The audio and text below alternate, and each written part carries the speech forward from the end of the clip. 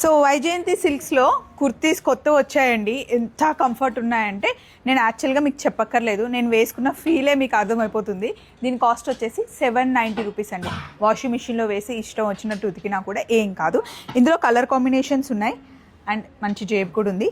అలాగే వైజయంతి సిల్క్స్లో మనకి long leggings, ankle leggings కూడా ఉంటాయి, మంచి క్వాలిటీవి. ఇప్పుడు నేను వేసుకున్న కుర్తీలో కలర్స్ చూపిస్తాను. ఇప్పుడు సేమ్ ఇది నేను వేసుకునే దాంట్లో M సైజ్ నుండి XXL వరకు.